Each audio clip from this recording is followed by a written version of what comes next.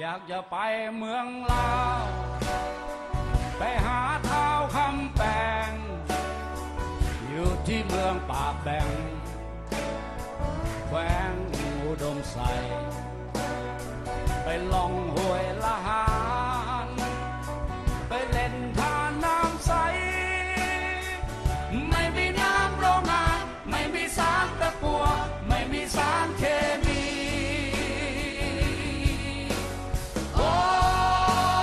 ยยาฆ่าแมลง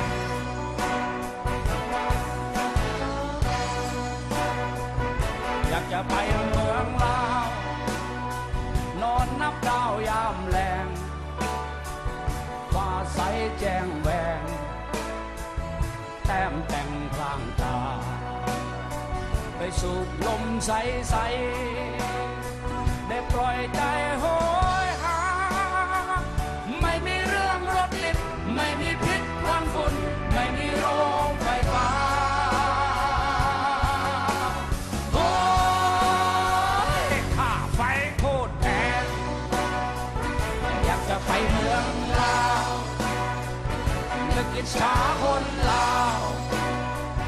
อยากจะไปเมืองลาวนึกอิจฉาคนลาวที่ตัวขาวขาวหน้าใสใสน้ำใจดีอยากจะไปเมืองลาวนึกอิจฉาคนลาวอยากจะไปเมืองลาวนึกอิจฉาคนลาวที่ตัวขาวขาวหน้าใสใสบ้านอายเมืองนองสองลุ่มน้ำโข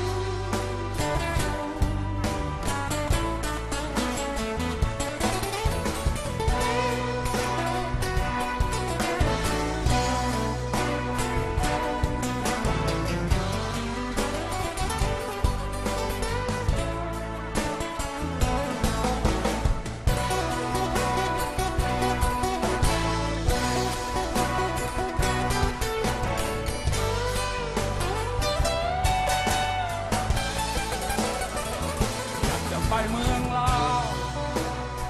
ไปดูของคืนเพ็ญเสยน้ำงามเด่นชุ่มเย็นยิ่งใหญ่ฟังชาวนาขับรำเสร็จปักดำวานไทยไม่มีคันที่ขับไม่มีครบรีสอร์ทไม่มีผู้ยิ่งใหญ่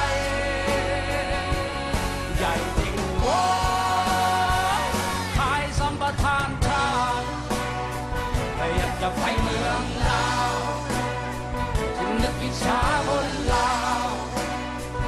อยากจะไปเมืองลาวจึงนึกอิจฉาคนลาวที่ตัวขาวขาวหน้าใสใสน้ำใจดีอยากจะไปเมืองลาวนึกอิจฉาคนลาวอยากจะไปเมืองลาวนึกอิจฉาคนลาวที่ตัวขาวขาวหน้าใสใสบ้านอายเมืองน